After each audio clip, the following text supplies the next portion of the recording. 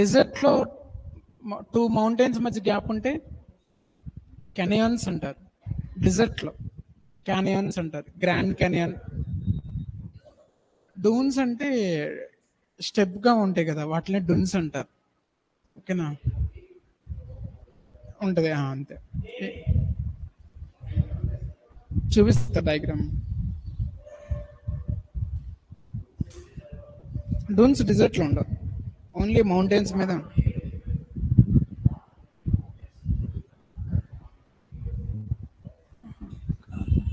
కాదు కాదు,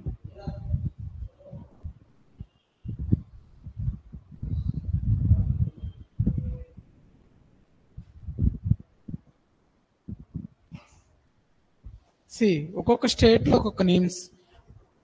జమ్మూ అండ్ కాశ్మీర్, హిమాచల్ ప్రదేశ్ లో వ్యాలీ అని పిలుస్తారు. ఉత్తరాఖండ్ లో డున్స్ అని పిలుస్తారు. వెస్ట్ బెంగాల్ లో డూవర్స్ అని పిలుస్తారు. 2 మౌంటైన్స్ మధ్య ఉండే గ్యాప్ ని ఒక్కొక్కటి ఒక్కొక్క లోకల్ నేమ్స్ ఉంటుంది. కానీ మాక్సిమం మెజారిటీగా జోగ్రఫీలు యూజ్ చేసేది వ్యాలీ. మన ఇండియాలో ఆ వ్యాలీని లోకల్స్ గా నేమ్స్ పిలుచుకుంటారు. ఉత్తరాఖండ్ లో డున్ అంటారు, డెహ్రాడూన్, నల్గార్ డూన్, కాల్కా డూన్, హరికే డూన్ నేమ్స్ ఉన్నాయి.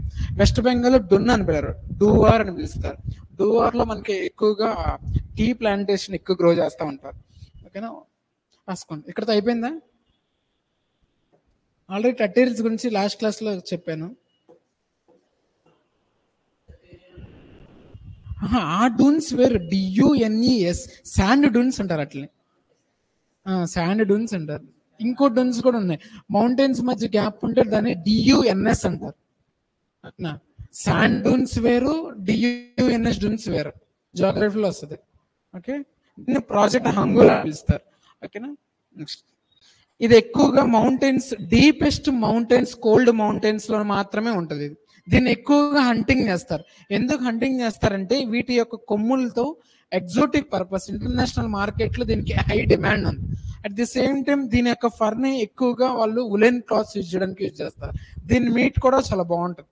ఓకేనా, దీన్ని హంటింగ్ అందుకే చేస్తారు. మెజారిటీగా వీటి కొమ్ములతో ఎగ్జోటిక్ పర్పస్, రిచ్ పీపుల్ వాళ్ళు ఇంట్లో గుమ్మాలకు ఎదురుగా వాటిని పెట్టుకుంటా ఉంటారు. క్లియర్? దానికోసం అని చెప్పి వీటిని ఎక్కువ హంటింగ్ చేస్తారు. మన ఇండియన్ గవర్నమెంట్ ఒక ప్రాజెక్ట్ హంగుల్, ఒక ప్రాజెక్ట్ తీసుకొచ్చి వీటిని క్రిటికల్లీ ఎండేంజర్డ్ యానిమల్స్ కాబట్టి వీటిని వైల్డ్ లైఫ్ ప్రొటెక్షన్ యాక్ట్ ప్రకారం Schedule 1 గా దీన్ని క్లాసిఫై చేశారు.